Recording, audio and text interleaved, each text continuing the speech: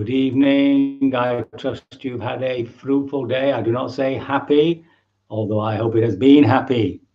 Namo tassa bhagavato arahato samma sambuddhassa. Namo tassa bhagavato arahato samma sambuddhassa. Namo tassa bhagavato arahato samma sambuddhassa. Homage to the Buddha, the blessed, noble, and fully self-awakened one. So I thought we'd move on this evening to karma, action. So all we can do, of course, is skim over it. Again, I'll put onto the information with this particular little video. Again, Ajahn Payutto, who's this academic from Thailand, and he's also written a book on karma, which is very, very straightforward and shows you how intricate the whole teaching is.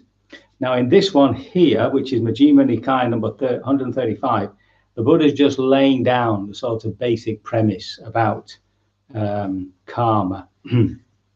So here we have now the Brahmin student, Asuba, Todeya's son, and he went to see the Blessed One, exchanged greeting with him, and after the courteous and amiable talk, sat to one side. Master Gossamer, what is the cause and condition why human beings are seen to be inferior and superior? For people are seen to be short-lived and long-lived, sickly and healthy, ugly and beautiful, influential and uninfluential, poor and wealthy, low-born and high-born, stupid and wise. So what is the cause, the condition? So here now is your basic statement about karma, action, your action and the consequence. Beings are owners of their actions, heirs of their actions.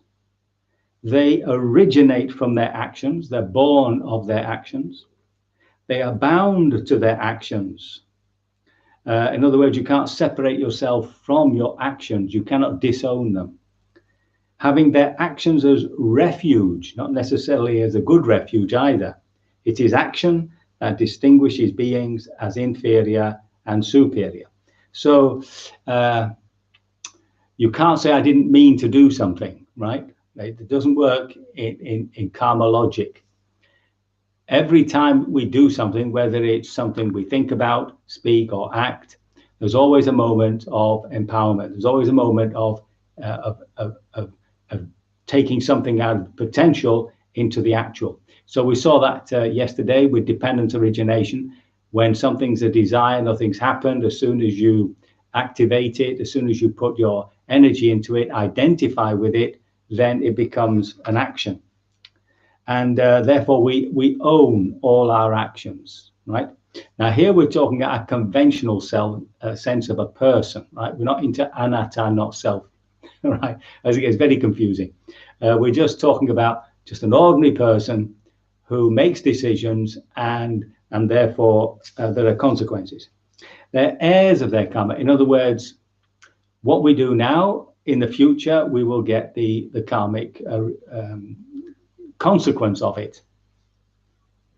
Of course, we can say that the self that commits the action is not the self that receives the consequence, right? But as I say, let's put that bit about not self aside for the while. They originate, they're born of their actions. So your actions are actually many rebirths all the time, right? Remember that we had that in dependent origination, the point where there's the identity, upadana, the grasping, and then the becoming. So the becoming includes both the action and a new self, which is producing the action. Okay? They're bound to their actions. So in other words, that's much the same as own, except that, of course, they you run, or you are under the control of your actions once you've done something. And they're your refuge. So hopefully they're good actions, and they become something that you can depend upon for your goodness. This is your punya. This is your goodness power. Of course, if it's on the other side, then it's badness power. which isn't very good. So it is action that distinguishes the inferior from the superior. So in other words, your whatever intention we have activated, unwholesome or wholesome, it'll have this consequent effect. Now, the examples, what's his name again? Suba says, I do not understand in detail the meaning of the Master Gotama's statement. Could you please expound? Listen and attend closely, and I shall, says the Buddha. Yes, sir. So now again, we have to take these statements as broad statements concerning wholesome and unwholesome action. So some man or woman kills living beings, is murderous, bloody-handed, given to blows and violence, merciless to living beings. Because of performing and undertaking such action on the dissolution of the body after death, they reappear in a state of deprivation, in an unhappy destination, in perdition, even in hell. But if on the dissolution of the body after death, they do not reappear in a state of deprivation and so on, but instead come back into a human state, then wherever they are born, they are short-lived. Okay? So, by the way, it's good karma. You must have made some good karma to be reborn as a human being. That's understand, because it's not one of the lesser realms which are one of perdition. So they include, the animal realm, the realm of the hungry ghosts, where one is never satisfied, and of course the hell realms, which are all sorts of degrees of human misery. So again, remember, these refer to mental states, to certain conditions within us, and they also have a cosmological meaning for those who understand rebirth, and who to say that somebody is in an animal realm, they might be reborn into a place which is very dull-minded and therefore impossible to become liberated. So remember, it's only in the human realm that the possibility of liberation is really actual. In the higher realms, you're just too happy and you can't be bothered with it. In the lower realms, you've either haven't got the intelligence or you're in too much misery. And of course, if you think about our lives, then of course we pass through these realms. But hopefully, because we've now established this mindfulness, we can always rise above, which means that whatever mental state there is, there's always the potential of insight. So now the opposite is stated, of course, a man or woman abandoning killing living beings, etc., because of performing and undertaking such action on the dissolution of the body, they reappear in a happy destination, even a heavenly world. But if on the dissolution of the body after death, they do not reappear in a happy destination, etc., but instead come back to the human realm, then whatever they are reborn as, they will be long-lived. So he's trying. The Buddha here is making a connection between the length of our lives and how we've behaved in the past. Now, what we have to remember, that these are very broad statements concerning the consequence of action. What is not included in here is all the actions that somebody who has perhaps done murderous deeds, all the good actions they've done, which would mitigate consequences.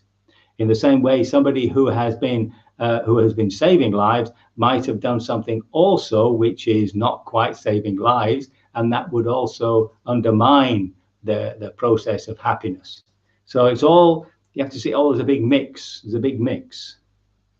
But the general thing is that killing people has an effect on your on the length of your life.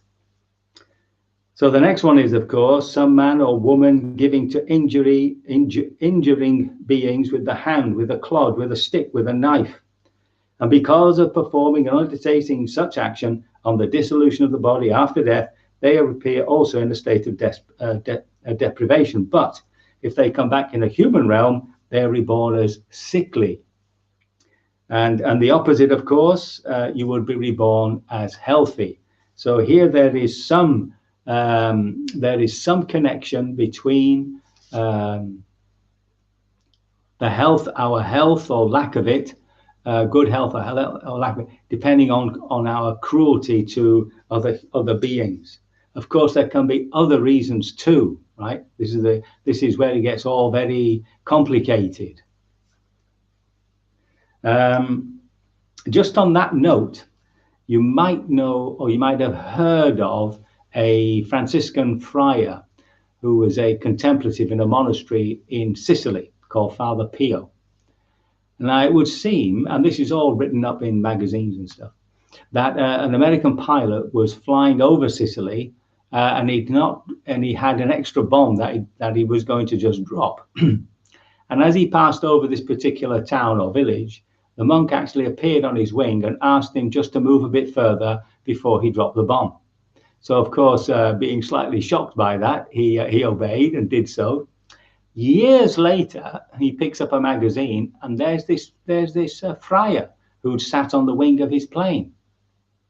So obviously he goes to see him.